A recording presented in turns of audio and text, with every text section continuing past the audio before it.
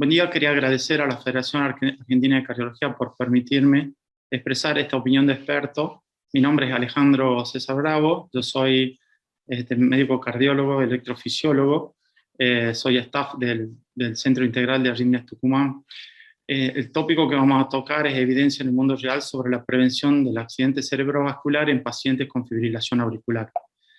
Los puntos a desarrollar: epidemiología, incidencia y prevalencia, rol de la telemedicina y manejo de la fibrilación auricular para confirmar, caracterizar y evaluar qué tratamiento seguir en este tipo de pacientes. Acá en este gráfico observamos la prevalencia global de la fibrilación auricular.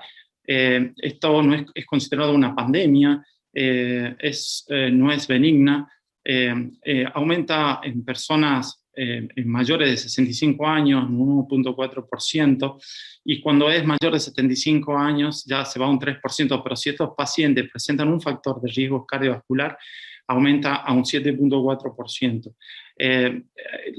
Esta incidencia también la vemos reflejada cuando hacemos controles de dispositivos, donde aumenta de un 30 a un 60% el diagnóstico de fibrilación auricular. Dijimos que aumenta con la edad, afecta a 1 de cada 3 pacientes, de personas. También cuando el paciente presenta un factor de riesgo, aumenta su prevalencia. Y vemos que a lo largo de los años vamos a ver que esta prevalencia aumenta en forma exponencial.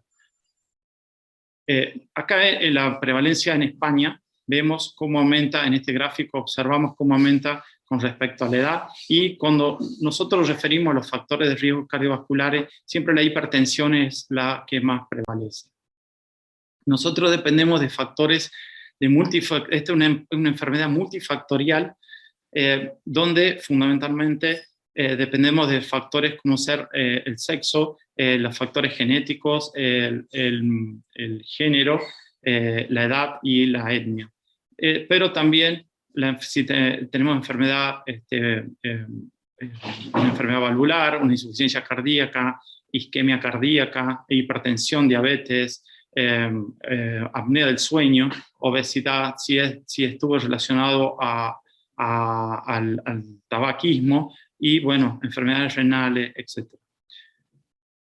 Hay un estudio que evalúa el total de la carga de esta enfermedad. Esta prevalencia de la fibrilación auricular en América Latina vemos que es superior al promedio mundial, donde afecta 737.9 por cada 100.000 hombres. El rango de prevalencia va a mayor de 40 años hasta un 2%, y en la enfermedad, la fibrilación auricular no valvular, a más del 85% de los casos. Aumenta con la edad, que ya lo dijimos, oscilando entre 60 y 69 años hasta un 2.3%, y se incrementa en personas mayores de 80 años hasta un 8.5%. Ha sido evaluado esto en un registro prospectivo, que es el registro Gloria, EIF, donde incluyó 50.000 pacientes. Este registro lo que hizo era para demostrar la seguridad y eficacia de los patrones de utilización de la terapia antitrombótica. Y se observó que hasta un 34% de los pacientes con riesgo moderado y el 18% de pacientes con elevado riesgo de ictus no recibieron ningún tipo de anticoagulación. En el estudio Rocket, en el estudio Garfield, el EIF, el Registro Mundial de Anticoagulantes, acá evaluó que más del 80% de los pacientes fueron clasificados con un riesgo moderado a alto para accidente cerebrovascular, según el score CHAS-BASDOX, de los cuales el 35.9% no recibió ningún anticoagulante. El ensayo Rocket y el ensayo EIF, en el Rocket el 55% y en el EIF el 62% de los pacientes en Latinoamérica nos decían que estaban en el rango terapéutico, pero no hacían el estudio Garfield, donde hicieron una doble lectura del RIN, donde había en un gran porcentaje menos del 2, implicando esto un gran riesgo para accidente cerebrovascular en esta población. Y se ha propuesto que los pacientes con un tiempo de rango terapéutico menor de 65%, es probable que el uso de los NOAC rinde beneficios clínicos significativos. De hecho, los NOAC en pacientes con fibrilación auricular eliminaría el requisito de monitoreo frecuente, lo cual suele limitar el uso de la terapia con anticoagulación en muchas regiones de América Latina. Acá en esta imagen podemos observar que en Latinoamérica solamente, o sea, no estaban anticoagulados el 13.4% y recibían aspirineta el 10.5%. Los principales problemas relacionados con de la fibrilación auricular en Argentina y en América Latina era el elevado porcentaje de pacientes de altos riesgos no anticoagulados, que sería entre un 20 y un 30%, el elevado porcentaje de pacientes de bajo riesgo anticoagulados, entre un 30 y un 40%, el elevado número de pacientes anticoagulados con vitamina K, con antivitamina K fuera del rango terapéutico, un 40%, y elevado número también de pacientes con alto riesgo tratados con antitrombóticos, que daba una falsa sensación de seguridad con aspirineta en un 20%. Y también se observó la escasa educación de la población por los limitados accesos al sistema de salud, a desigualdad en el acceso a los medicamentos y otros problemas sociales.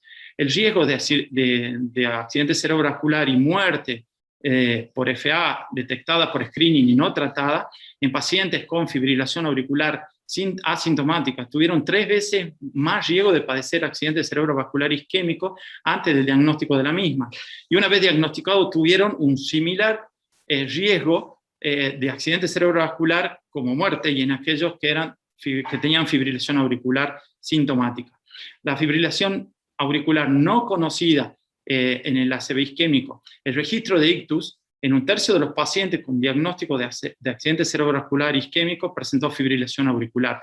El accidente cerebrovascular fue la primera manifestación de la fibrilación auricular en más del 25% de los pacientes que padecieron accidente cerebrovascular relacionados con fibrilación auricular. Y la asociación fibrilación auricular, accidente cerebrovascular, es mayor cuando prolongamos la monitorización después del accidente cerebrovascular, después de haber presentado el evento. En un registro sueco de stroke y riesgo, que evaluaron 94.000 pacientes con ACV isquémico, el 9% tuvo fibrilación auricular desconocida y el 20% fibrilación auricular conocida no tratada. Acá evaluamos el ACV criptogénico, donde la detección de fibrilación auricular por Holter cardíaco en 24 horas fue solamente del 1.2, no superaba el 1.2%. Entonces se comparó estudios Holter con monitoreos prolongados, observando en estos estudios cómo en el estudio Embrace solamente en el Holter convencional había un diagnóstico un 3.2%, no así cuando había un dispositivo implantado para el diagnóstico donde a 30 días llegaba a un 16.1%. Así el estudio ACERT, con 2.580 pacientes, se mostraba que en este registro que disponían de dispositivos prolongados, se veía que se hacía el diagnóstico cuando presentaban arritmias supraventriculares con una frecuencia mayor a o igual a 190 latidos por minuto, hasta 6 minutos de duración, y así se hace un diagnóstico de la fibrilación auricular subclínica. Otro de los que disponemos ahora y también evaluó el uso de diagnóstico para esta fibrilación auricular fue el Apples Heart Study, donde incluyó 420.000 personas. Solamente el 34% tenían fibrilación auricular en el electrocardiograma. Los más beneficiados fueron las personas de mayor edad, de mayor de 65%, con CHA2DS 1 en varones y 2 en mujeres. La presentación clínica de esta fibrilación auricular puede ser asintomática y tiene una hemodinamia estable, o bien sintomática, que donde el paciente presenta palpitaciones, disnea, fatiga, puede ser manifestaciones como dolor de pecho, agitación, presentar un evento sincopal, o bien insuficiencia cardíaca, edema agudo de pulmón, shock cardiogénico. Y cuando vemos los resultados de esta fibrilación auricular, cómo relacionamos con los resultados de esto, es en muerte, en un 3.5% en la frecuencia de fibrilación auricular, en 1.5 a 3.5%, y eso se incrementa. En stroke hasta un 30%, en disfunción ventricular izquierda hasta un 20 o un 30%. En demencia vascular o deterioro cognitivo de 1.4 a 1.6%, la depresión que va de un 16 a un 20%, el empeoramiento de la calidad de vida que va a mayor de un 60% y hospitalizaciones de un 10 a un 40%. ¿Cuál es el rol de la telemedicina para la detección de la fibrilación auricular? Puede presentarse dos situaciones: la fibrilación auricular no diagnosticada y o diagnosticada. La fibrilación auricular no diagnosticada, se usaron términos como silente, no reconocida, no diagnosticada o subclínica. Y también podemos hacer el diagnóstico por medio de los dispositivos electrónicos implantables que son capaces de determinar el diagnóstico de fibrilación auricular. El rol de la telemedicina es uno de los cambios más importantes en las guías, con alta sensibilidad y especificidad. Están enfocados en pacientes asintomáticos o sintomáticos, en pacientes mayores de 65 años con dispositivos implantados, buscar electrogramas auriculares con alta frecuencia, y en pacientes mayores de 75 años con factores de riesgo cardiovascular. Acá observamos cómo la sensibilidad y especificidad de estos métodos, ya sea con la toma de pulso, ya sea valiéndonos del uso del tensiómetro automático digital, del electrocardiograma de una sola derivación, que el Apple Watch, los relojes. Bueno, y acá queremos observar los beneficios potenciales y riesgos de la detección de fibrilación auricular. El futuro lo que se viene, la tecnología móvil, la telemedicina, que ahí nos va a permitir hacer una selección de pacientes y tratar fundamentalmente la FA no diagnosticada, subclínica, silenciosa. Nosotros, como tenemos pacientes con dispositivos automáticos implantables y hacemos un control y vemos que en el electrograma auricular vemos imágenes como latidos auriculares a alta frecuencia, tendremos que realizarle un electrocardiograma, y si detectamos y si vemos ahí fibrilación auricular, ahí nosotros el paciente que no lo está percibiendo, el silencioso, y a ese paciente les buscaremos la clínica y haremos el manejo de la fibrilación auricular con su respectivo anticoagulante. Si el paciente no muestra, es una FA subclínica, y bueno, a este paciente lo seguiremos también de la misma forma. Los beneficios.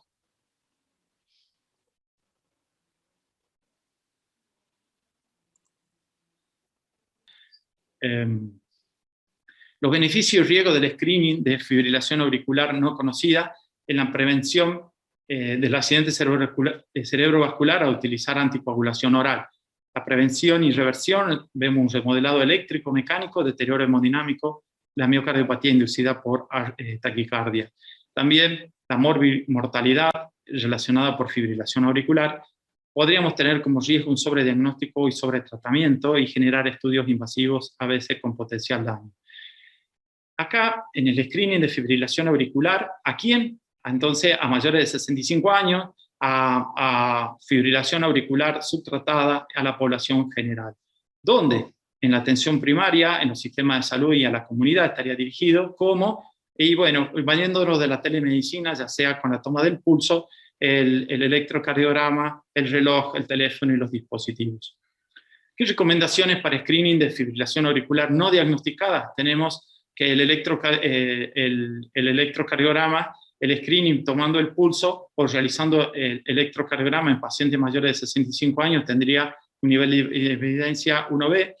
Al interrogar los dispositivos implantables también tendríamos, y observar alta frecuencia auricular, tendríamos nivel de evidencia 1B. Confirmar en el electrocardiograma de superficie la presencia de una fibrilación auricular tendría 1B.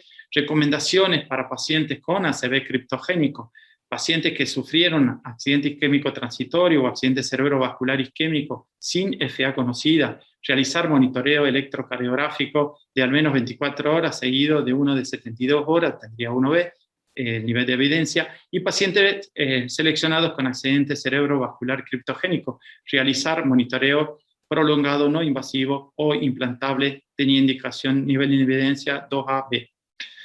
El manejo de la fibrilación auricular, cómo confirmar, caracterizar y luego evaluar el tratamiento. Acá nosotros tenemos un abordaje multidisciplinario, tenemos que ver la prevención del accidente cerebrovascular, mejoría sintomática, educación, control de los factores de riesgo, modificar estilo de vida, manejo psicológico y el seguimiento multidisciplinario. Confirmar el diagnóstico sería realizar un electrocardiograma de dos derivaciones, el monitoreo en unidades de cuidados intensivos y el rol de la telemedicina. En la segunda C serían las características de la fibrilación auricular en la prevención del stroke. De acuerdo al CHAS-VAS, acá no ingresarían pacientes con estenosis mitral severa o bien pacientes con reemplazo de válvula mecánica.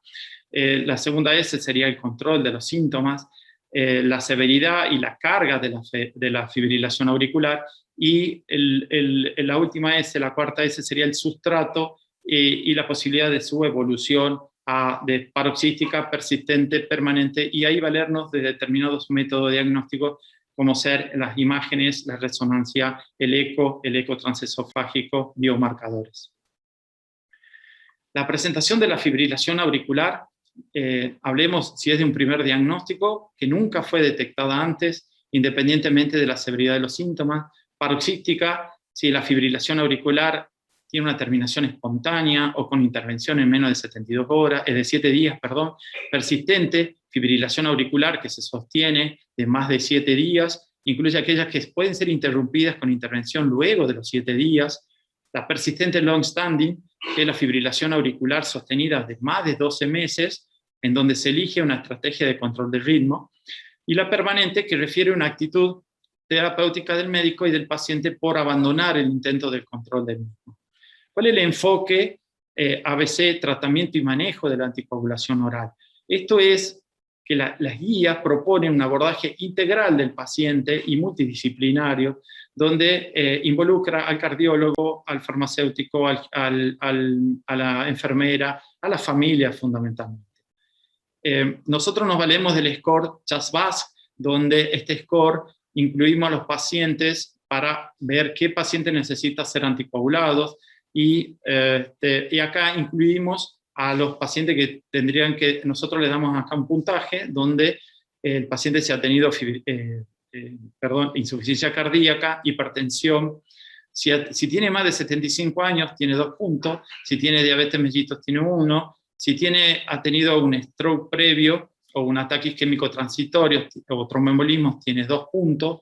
Si tiene una enfermedad vascular, tiene 1 punto. Si tiene entre 65 y 74 años, tiene 1 punto. Y el sexo sería una de las categorías fundamentalmente que le damos 1 punto. Ahora, el score de riesgo para sangrado, nosotros nos valemos del Hasbulla, que es el score para sangrado, donde vemos hipertensión 1 punto, si hay anormalidades renales o disfunción renal de 1 a 2 puntos, si tuvo un stroke tendría 1 punto, si hubo sangrado tendría 1 punto, si tenía una labilidad para el ring tendría 1 punto, si tuviera más de 65 años tendría 1 punto, o si tendría el uso de drogas o alcohol sería 1 a 2 puntos, máximo 9 puntos. Acá vemos paciente con fibrilación auricular elegible para anticoagulación oral.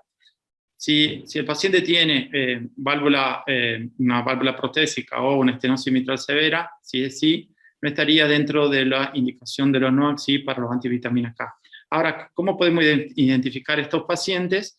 Si tienen bajo riesgo de stroke, según el score CHAS-VAS, 0 en varones y 1 en mujeres. Si es 0 y 1, no estaría indicado el tratamiento antitropótico. Si tiene 1 y 2 en las mujeres, tendrían evaluar el score del Hasbulla para ver el riesgo de sangrado y así calcular cómo iniciar, de acuerdo al CHAS-VAS, lo recomendable y qué no elegir para cada ocasión. Las dosis, ya sea de dabigatran, irían de 150 para pacientes menores de 75 años, de 150 cada 12 horas, o bien para mayores de 75 años de 110 miligramos cada 12 horas. En cuanto al rivaroxaban, de 20 miligramos día, y para la apixaban en una dosis de 5 miligramos cada 12 horas, o bien en pacientes, si hay que reducirle la dosis, sería 2,5 de acuerdo a la edad también, mayores de 75 años, a 2,5 cada 12 horas. De acuerdo al CHAS-VAS, si hay un riesgo más de 2, un CHAS más de 2, si lo tiene, hay que evaluar la anticoagulación y chequear las contraindicaciones. Si el paciente tiene un CHAS-VAS 0, no hay que anticoagular. Si el paciente tiene un CHAS-VAS igual a 1 y tiene mayor de 75 años, ya tiene criterios, según el CHAS, más criterios menores, si es sexo femenino, si tiene entre 65 y 74 años, o si tiene enfermedad valvular, sería no considerar anticoagulación. Pero si es sí, tiene otras características, sí, considerar anticoagulación y chequear las contraindicaciones. ¿Cuáles serían las indicaciones de anticoagulación? Entonces sería para el hombre, cuando encontramos un CHAS-VAS 1 o 2, sería considerar la anticoagulación, y en mujeres un CHAS-VAS de 2 a 3, considerar anticoagulación. ¿Cómo hacemos para nosotros ir desde una antivitamina K a un NOAC? Ahí tenemos que ver las dosis diarias, el diario de vitamina K, tendríamos que controlar el RIN. De acuerdo a eso, si un RIN menor de 2, iniciar inmediatamente el uso del NOAC. Si un RIN entre 2 y 2.5, iniciarlo inmediatamente un día después, iniciarlo, podemos iniciarlo ahí o un día después. Y si tiene más de 3 el RIN, hay que posponer el uso del NOAC hasta ver un nuevo laboratorio que nos indique el RIN. Ahora, para pasar de un NOAC a un vitamina K, hay que ver las dosis, la dosis diaria del NOAC. Cuando nosotros tenemos que hacer un RIN y evaluar antes de suspender el NOAC. Si así, si un RIN menor de 2, bueno, tendríamos que chequearlo a de 1 a 3 días, y bueno, antes de suspender el NOAC. Si no, podríamos continuar, cuando es mayor de 2, el NOAC podríamos continuar con el antivitamina K y suspender el nuevo anticoagulante. Para el tratamiento anticoagulante oral nos valemos de los antivitamina K y de los NOAC, sea cenocumarol y warfarina como antivitamina K, dabigatran, rivaroxaban, apixaban y endoxaban. Los antagonistas de la vitamina K han sido el tratamiento estándar para la prevención de ACV en la fibrilación auricular, evidenciando una disminución de un 64% y un descenso de la mortalidad de un 25%. Su eficacia demostrada se encuentra infrautilizada, dependiendo del país en cuestión. De un 18 a un 24.6% de la población con fibrilación auricular y hasta un 51% de los pacientes con puntuación de CHAS-VAS 2 no recibieron tratamiento con anticoagulantes, con antivitaminas K. Estos porcentajes tienden incluso a aumentar con la edad.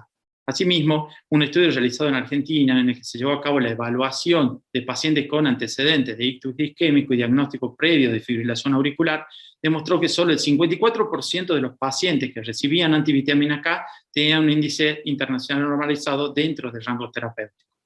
Ahora hablamos cómo es la comparación del dabigatran versus la warfarina en pacientes con fibrilación auricular. En dosis de 110 miligramos cada 12 horas se asoció con un accidente cerebrovascular y embolia similar a la warfarina, y menor frecuencia de hemorragia mayor. Ahora, cuando usaron 150 miligramos comparado con warfarina, se observó menos frecuencia de accidente cerebrovascular y embolia sistémica, pero similar presentación de hemorragia mayor. Cuando se comparó rivaroxaban versus warfarina, evidenciamos pacientes con fibrilación auricular que el rivaroxaban no fue superior a la warfarina para la prevención de accidente cerebrovascular y embolia. No hubo diferencia significativa entre los grupos, entre sangrado en cuanto a sangrado mayor, sangrado intracraneal y sangrado fatal, pero fue menor en el grupo rivaroxaban. Ahora, cuando se comparó apixaban versus warfarina, el apixaban fue superior a warfarina en prevención de accidente cerebrovascular o embolia sistémica, con bajo sangrado y disminución de la mortalidad.